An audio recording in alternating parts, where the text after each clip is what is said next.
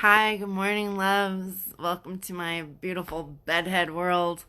I'm cheating on my Facebook break once again because I just had this really potent experience with a client, with a longtime client. And I swear to God, like the more you show up for this work, the deeper and the richer and the more incredible it becomes. And so I'm in this state, and it comes back to once again like being about boundaries. No big surprise there. So much of what we need to learn to navigate comes back to how we build internal to external and relational structures, and that absolutely 100% includes boundaries. So if you're joining me this morning, please give a like, a love, a comment, a share, say hey, say where you're from, because if I'm going to be here, let's make it interactive. Right? So hmm. So let's just connect first. Just come into the space. Let's just breathe with each other for a minute. Breathe in. Yes. Hey, hi, loves. It's good to see you. Breathe out. Relax. Drop down. Let your shoulders drop. Let your diaphragm drop. Let your belly open and soften. Breathe in. Yes. Love, life, enthusiasm. Feel the joy and the vitality of your body. Breathe out. No toxicity. No thank you. Not gonna engage. Not interested. Letting go of what you don't need and what doesn't serve you. And just keep breathing. And as I share what I'm going to share, if you at any point get triggered, just return to that breath, tend to what is alive and vulnerable, and asking for care within you. And we'll just keep going. So a lot of my clients, a lot of my students are coming to me from a place of having been violated at some point in their life. And as regrettable as it is for me to say this, I think it's really unfortunately true. It happens to more of us than most of us are willing to acknowledge or talk about. I would say like 100% of the people in my practice are dealing with some kind of trauma. And out of that 100%, I would say 80% of the people in my practice are dealing with either physical or sexual abuse and trauma, and the repercussions of how their life is unfolded after experiencing that. So, yeah, deep breath. Just acknowledge that it's a thing. And if it's happened to you, I'm really deeply sorry. And I'm sorry that the people who loved you and should have cared for you and protected you weren't able to, or weren't willing to, or were too toxic or too damaged to do it. Deeply, really, truly sorry. And I'm feeling this because this is the space, this is the session I just came from. When we're abused, when we're neglected, when we're violated, it leaves us with a feeling of shame, like we've done something wrong. And this is like one of the key words that comes up in this work all the time is deserving. Why don't I deserve the goodness of life? Why don't I deserve what these other people do? And on the flip side of that is like this conversation around deserving. It's like, oh, well, I had a hard day. I deserve to have a drink, or I deserve to, I deserve to do whatever that thing is that gives me that temporary sense of relief. I deserve that. And it's such a fast, I'm going to invite you to look at it like hashtag fucking deserving. Like, look at it in the world. Look at how you use it. Look how you hear it. Feel into how you feel when you feel it. I'm deserving, or I'm not deserving, whatever the case may be. It's this artificial construct that we build around our self-worth and genuine desire and longing that it's either about what we don't get, or it's about what we need to do to feel okay with where we're at, right? And and this is a hidden language behind shame. Deserving and shame are absolutely 100% related. They're like fucking this. It's like, why do I deserve a drink after work? It's because I don't like my job. I'm not happy. I'm not satisfied with what I'm doing. So I need something to alleviate the discomfort of what I'm engaging in. Why am I not having the experiences, the love, the life, the support, the prosperity, whatever? It's like, oh, I don't deserve it. Well, why don't I deserve it? There's something fundamentally off. There's some belief in me that I'm deficient, that I'm not as good as these other people because they seem to deserve what they're getting more than I do. And we use this trance in both directions. Okay. What is genuinely missing when we replace the idea, what we're replacing deserving with, what is genuinely missing is this healthy, positive regard for ourself and for others. And this is an absolute function of having boundaries. And I'm going to pop it up here if I can without cutting you guys off. Happiness and boundaries go hand in hand. And here, there it is, kadink-a-dink. Elephant Journal, my article on this topic, happiness and boundaries go hand in hand. Positive regard for ourselves allows for us to feel a sense of reward and satisfaction and just gives us an expression for this sense of self-worth. When we don't have that sense of positive regard, we wind up in these trance states that lead us to asking these questions, whether or not I'm deserving, why, my favorite fucking stupid question of all time, why am I attracting this? Okay. So I want to address this one specifically. Why am I attracting this? Because I think it's a really massive trance misconception that just gets thrown around all the time, and it can lead to even more abuse, even in the spiritual community. And it needs to be called out for the bullshit that it is. The reason that abuse comes into your world is because there are predators in the world. Life is chaos. And at some point, you experienced abuse in your life of some form that disrupted your internal to external structuring, and that created, instead of this reference of healthy positive regard, it created this space of experiencing that this interaction is because of a state of deficiency in you. And so you find yourself acting from this state of deficiency, this belief in deficiency. Why am I attracting this?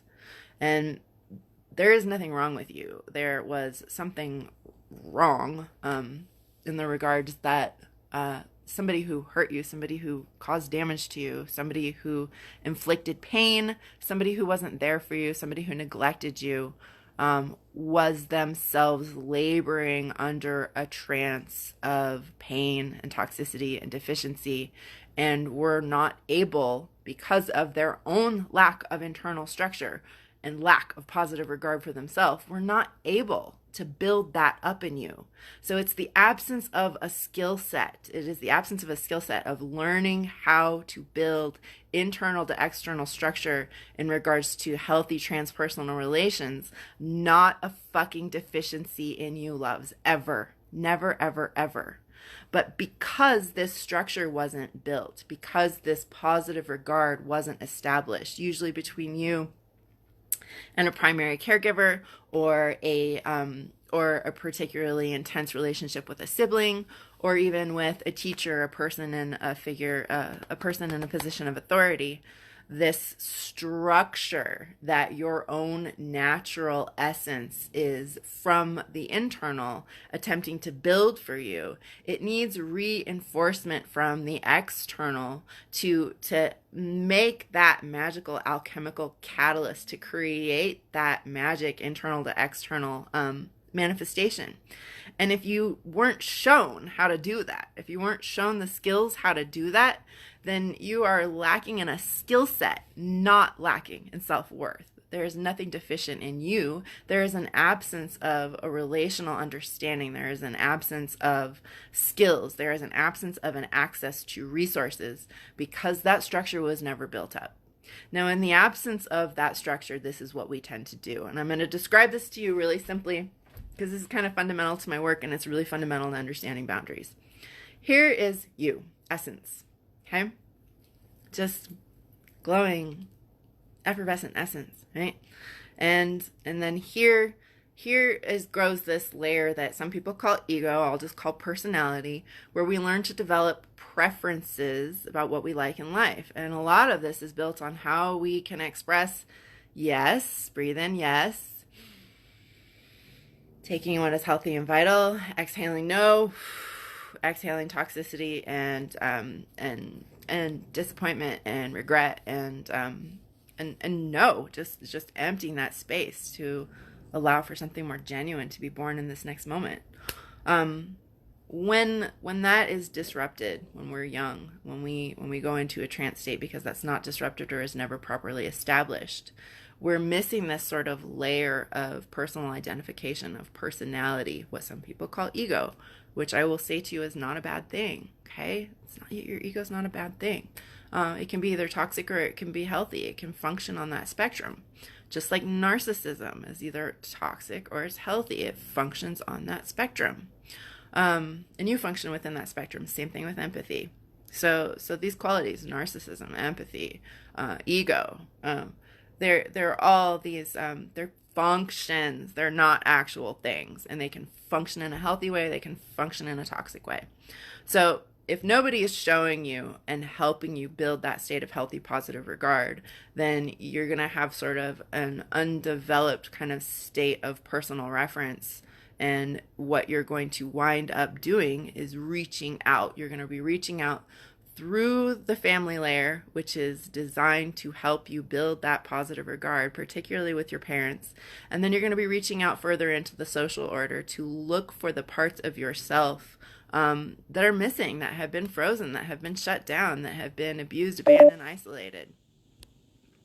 And what tends to happen is because you're seeking from that place of woundedness where you believe there's something deficient in yourself, what you wind up engaging with is patterns, people, activities, substances that reinforce that belief that there's something wrong with you.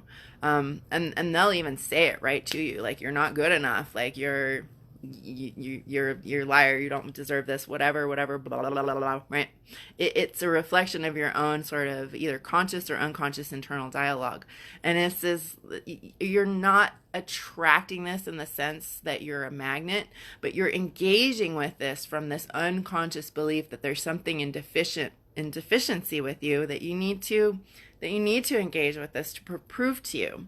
And so when it triggers these deep feelings, when it triggers this confusion, when it triggers this fear about your worth, that is your opportunity to retrieve that part of yourself that's kind of been left out there, that inner child that's been left out there that is then susceptible to these predators. And establishing healthy boundaries, defining for you what an absolute healthy yes is and what an absolute and healthy no is what allows for you to come into yourself to help rebuild this structure that was either disrupted early in life or was never properly fully established. So that as you move out into these concentric rings, it goes essence, personality, family, social order, collective order, global order, universal order. You can interact as yourself, with others in a way that's more sustainable, that's more enjoyable, because you are using that healthy, positive regard for yourself. You can then reflect that. You can engage in that with others as an actual neurological state-based reconditioning of how you feel about yourself and how you feel about the world and how the world engages with you. And that's why this is the law of engagement, not the law of attraction, because a trance childlike mind goes into this trance childlike state that looks at abuse, that sees an abuser, that experiences this trauma and says, I'm creating this. This is my fault. I've done this, right? When in reality, what you're experiencing is you're experiencing someone else's toxic inner world leaking out all over you, and it's not your fault. But what you are noticing is the lack of their own internal structure and capacity to deal with their own pain. So without that structure, that pain, that toxicity, it's all over you. Blah. It's not funny, but I mean, the design of the universe is that it has to be humorous. We have to find the humor in these things in order to deal with them. And we need this balance of like, yes, this is sobering and this is serious and this hurts. And this is kind of fucking funny because like life is this ridiculous play. Deep breath. I know I told you I was gonna get into some potentially triggering material, and I kind of feel it coming up. But I just want to acknowledge and say hi to everybody who's here, and good morning, Manuela, Anissa, Beth, Amy, Trio, Fred, Danny. Hi guys, love you. Drop a comment, say hey, ask a question. It's good to be here and interacting with you. So this client that I had this morning, she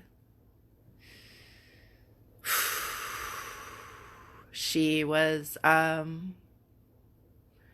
kind of in this she's kind of been in this really unfortunate predicament for most of her life. She remembers her mother starting to blame her for her own problems as being as young as 7 and even younger. It's like, if you weren't here, then this wouldn't be happening to me. So this is her mother's toxicity and pain leaking out onto this little 7-year-old, blaming the 7-year-old for her fucking problems, right? And regrettably, as she got older, this emotional abuse, this kind of tyrannical environment actually translated into sexual abuse from her own father.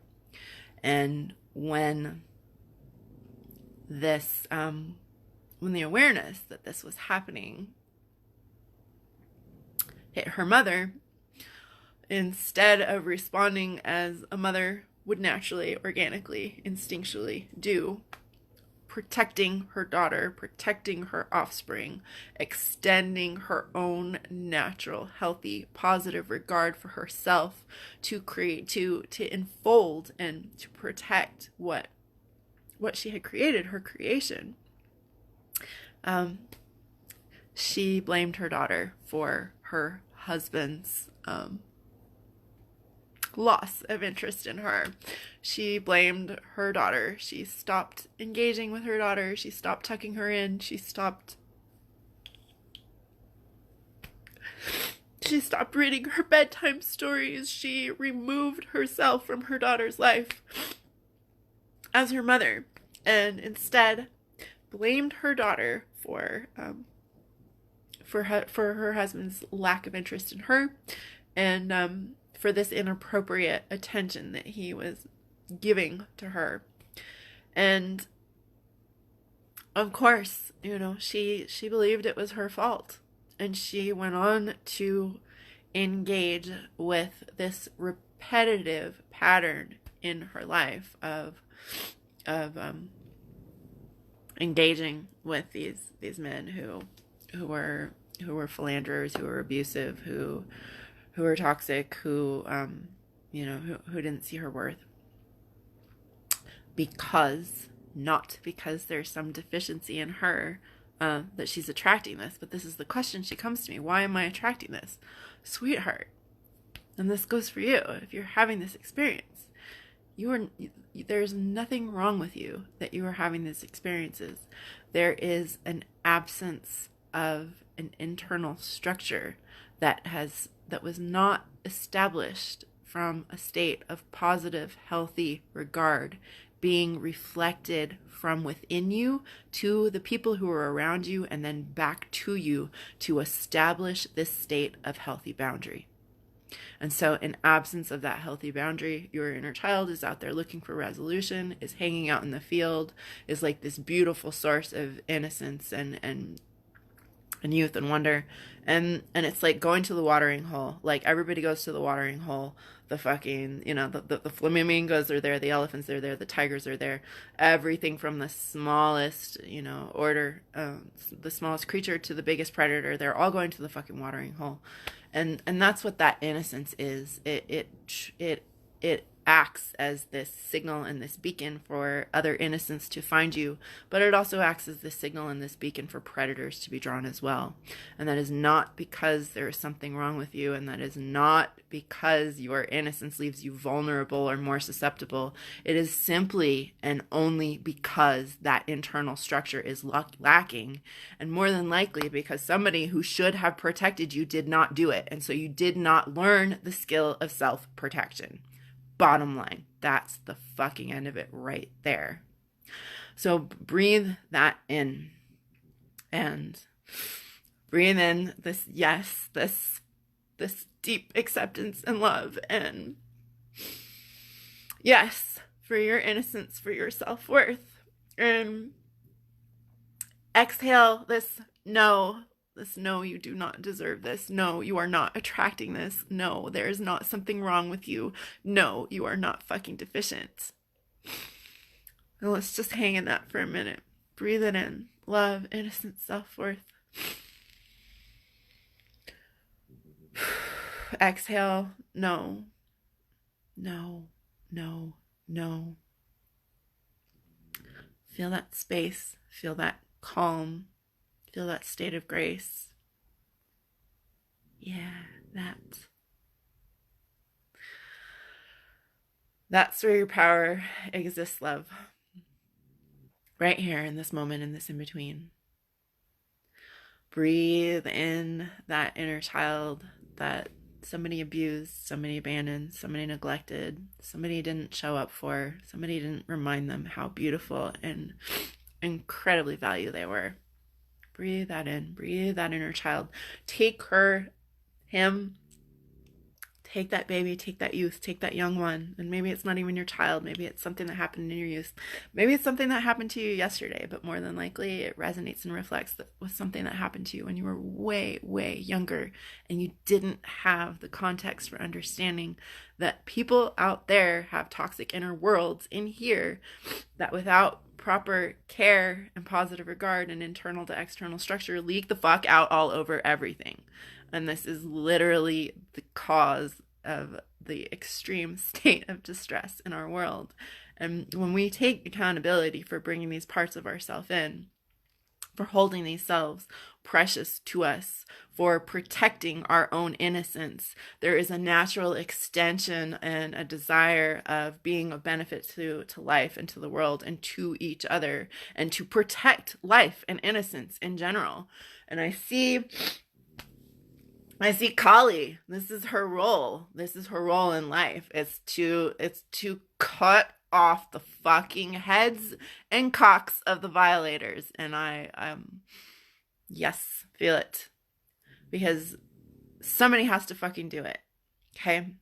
And this is where I speak about the essence of divine violence, is the ability to take that part of us that is instinctually protective and to give that part of us a mission to love, to protect our innocence, and to stand up for the goodness in ourselves and the goodness in life.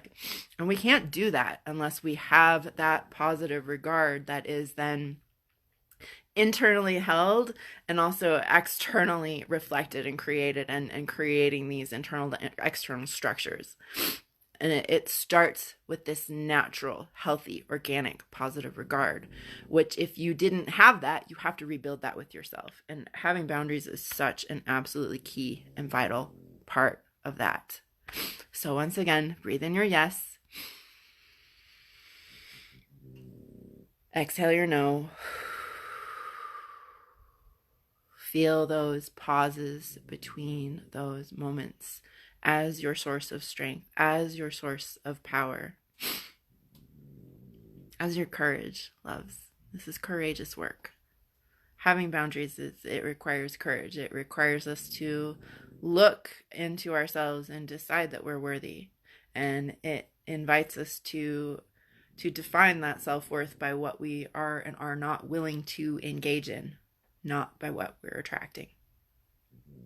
So when you begin to develop this positive, healthy regard and you decide what you will and will not engage in, those engagements become minimized naturally or organically, because you are actually re-establishing an internal to external structure that decides with unconsciously, from a state-based perspective, what you will or will not engage with in your reality.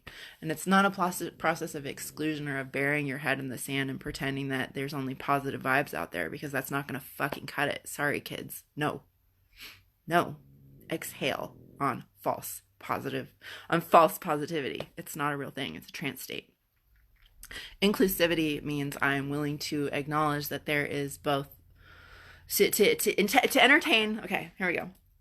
To entertain a genuine state of awe means that we are willing to acknowledge and address both the state of horror and the state of the miraculous in the world and within ourselves. And if we can't acknowledge and tend to it within ourselves, we absolutely will not acknowledge or tend to it within the world.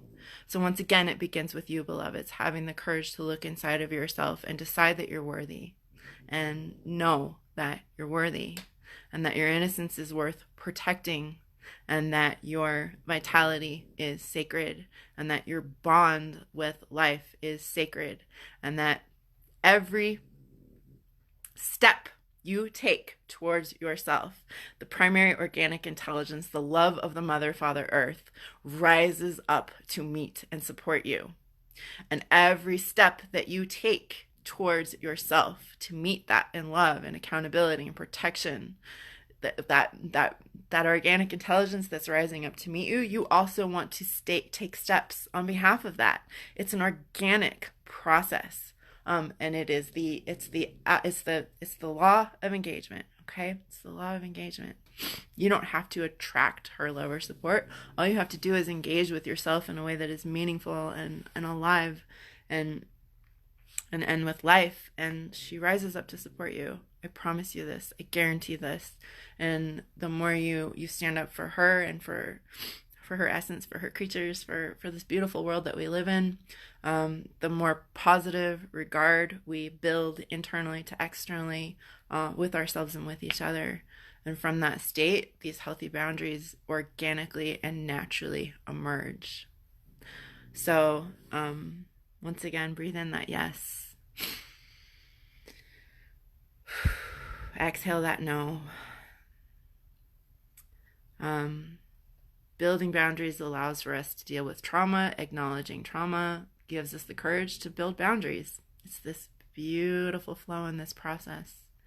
And acknowledging our trauma helps us to stop the spread of it, helps us to stop either, if there's anybody, we're all capable of predatory behavior. Let me just say that. So acknowledging our own trauma helps us to stop the spread of our own predatory behavior, which can be really aggressive or it can be more subtle. And it helps us to stop being prey as well. So it creates a container for that pain and that toxicity to be acknowledged and to be healed in a healthy and organic way. And it gives us the opportunity to actually spread love and to spread joy, because I will tell you, it's as afraid as we are and as unprepared as we are of dealing with grief in our culture. The more you deal with grief, the more you allow yourself to feel the grief of what has been lost within you and what is being lost all around us. The more it will give rise to natural joy and to natural power and to the desire to take meaningful action, both on behalf of yourself and on others and and of the greater collective as well. So boundaries, once again, game changers. They allow for us to contain our energy, to build these healthy structures, to interact and interface with each other in ways that are authentic and meaningful and in right alignment, because to be in service, we have to be in right alignment, and we have to find that right alignment first within ourselves and then in the way that we engage in the world. Otherwise, we'll wind up martyring ourselves, and that actually just spreads more trauma.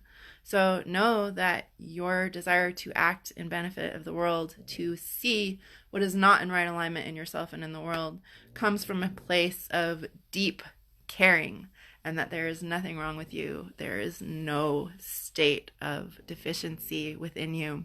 And the more you see that in yourself, the less you'll see that in the world.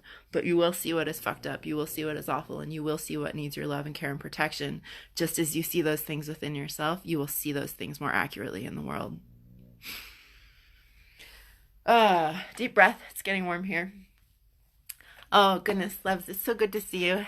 Thanks for joining this important conversation. I popped this article up here in the comments. I'll pop it up here again. Why not? Right here. Elephant Journal. Happiness boundaries go hand in hand. I would really appreciate it if you would love, like, comment, share. If when you go to the site, there's a little, fuck, my phone's about to die. When you go to the site, there's a little heart up in the corner. If you like on that, that helps my eco score. That helps people see this article, see this message, tap into this feeling, tap into this state. It helps me, it helps you, it helps Elephant Journal, which is a really incredible community. And yeah, it helps us all be more loving and more authentic, more genuine, to share this really vital information about boundaries, about how real, genuine, authentic compassion flourishes in a state of dynamic boundaries, which are not hard lines drawn in the sand. They are living, dynamic, breath by breath. Yes. Pause.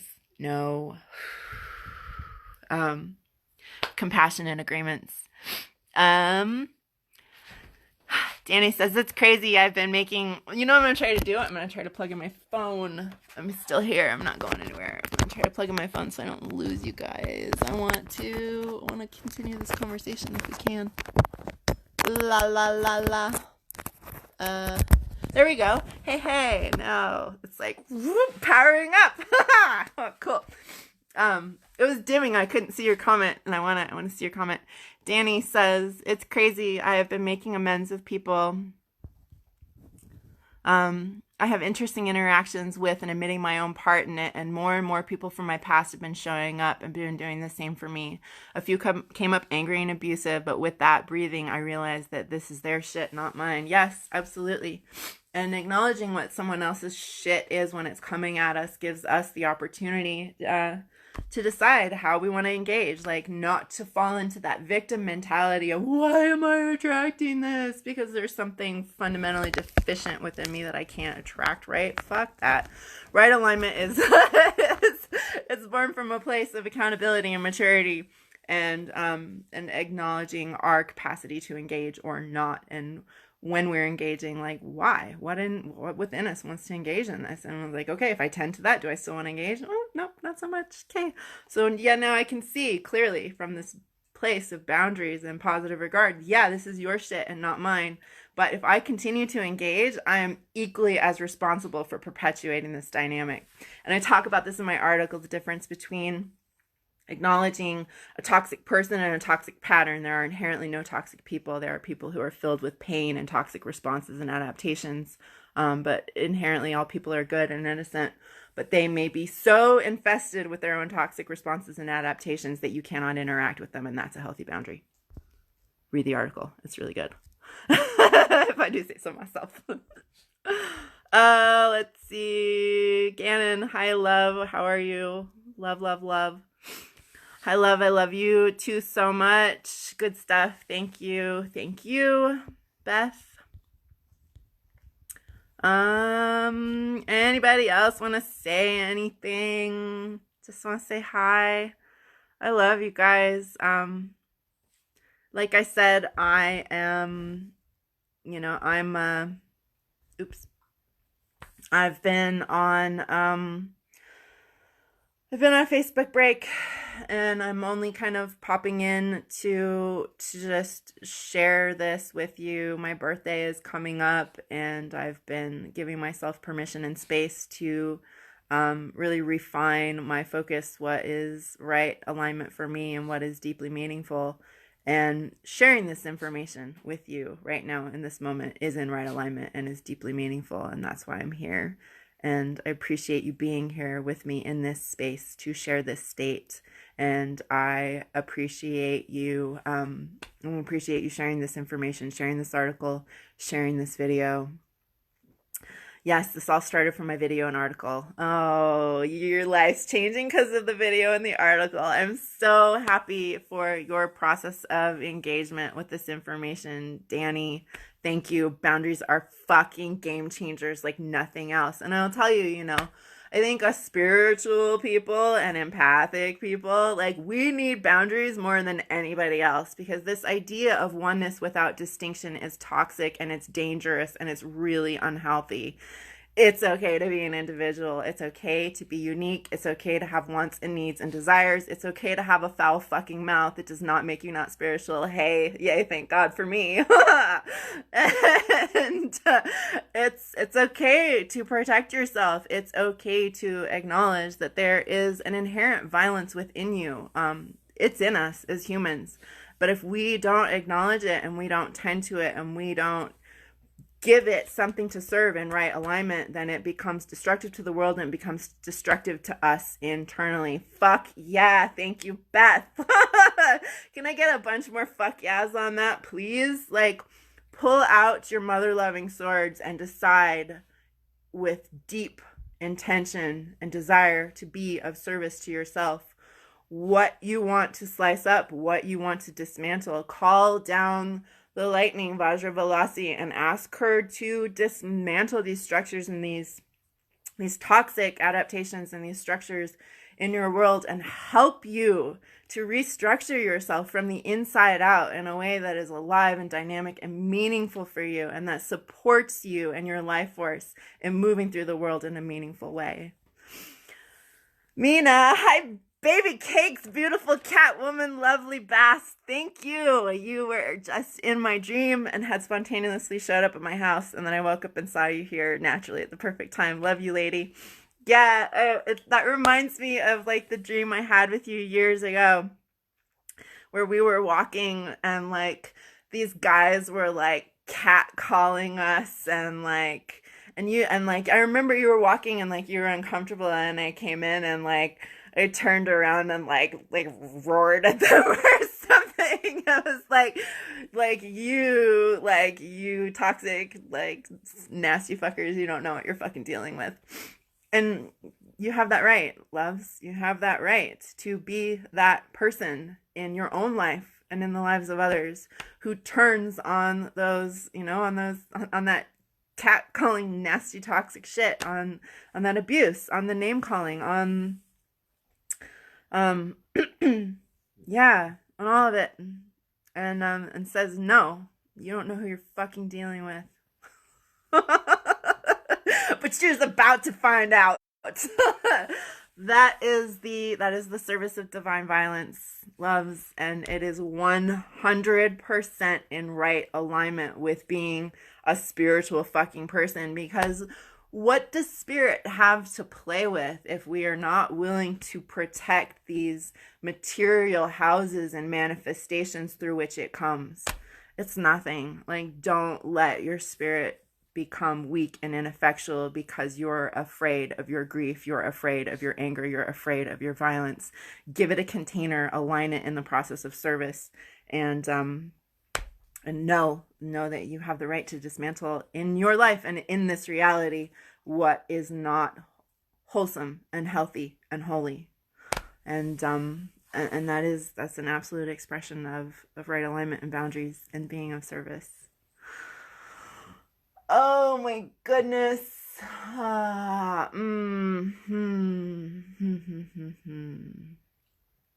And this was something that came up for my client, so I'll address this real quick. The idea that doing this interferes with free will. Like, no, it does not. You have the right to protect yourself.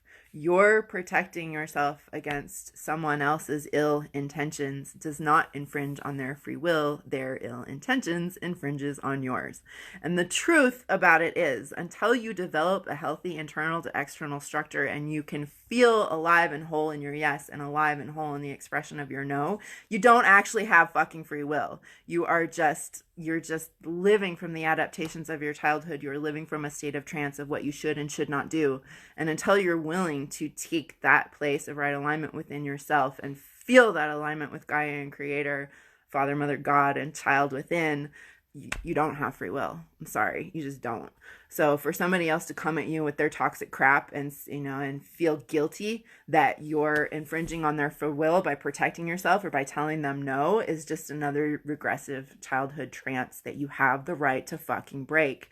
To cut that kid loose from that fucking cage, take her into your fold, wrap her in your protective cape, and stand there with her or him held in you and raise that fucking sword. Abso-fucking-lutely. Thank you so much, Beth. In trauma healing, there is a phase known as restoration of aggression, wherein we get to reclaim our healthy aggression and restore power to our parts where we were frozen and powerless. Everybody love the fuck out of Mina right now because she's so genuinely sweet and intelligent and brilliant. And this piece right here, love this comment. Love, love, love, love, love. Yes. In trauma healing, real quick, we'll go through this. And I don't know what time it is, but I need to check.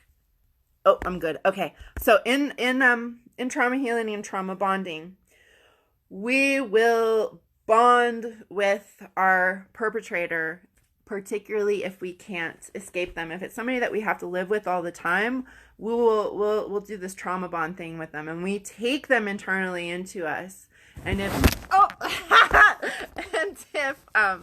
if their abuse does not so severely deteriorate our sense of innocence, we will do everything in our power to never hurt another person again in the way that we've been hurting. And that goes into also allowing other people to walk all over us and becoming a doormat because we're afraid of our own aggression. We're afraid of that divine violence. So until we can hold others accountable for their toxic behavior, hold ourselves accountable for what we need to retrieve, love, and treasure within ourselves, and our right to absolutely and deeply protect that, we will be ineffectual in moving through the world. So you need that aggression, you need your anger, you need to be able to feel your grief to get to these other more primal emotions as well. And it is only by moving through that that genuine compassion can actually arise, because you're not making yourself weak and ineffectual and practicing idiot compassion. You are practicing empowered, dynamic, alive, right alignment compassion. Thank you so much for that comment, Mina. Oh my God. Yes. Oh, dog, come here. Say hi to everybody. Gromit, say hi to everybody. Hi, Gromit. Yes. Okay, guys. I feel like I'm kind of like spent. Any other questions or comments before I go? Like, show me some love. Let me see your little bubble heart faces. Like, please share and like and comment on this video. Please check out this article. I want to just acknowledge everybody who's here right now because I can feel you guys, and it's hella cool that you're here. Manuel, Anissa, Beth, Amy, Danny, Gannon, Diana, John, Cash, hi, love, good morning. It's nice to see you. Thanks for joining, Shanti. Tara. I see your little heart bubble faces. Oh, and my phone just fucking died.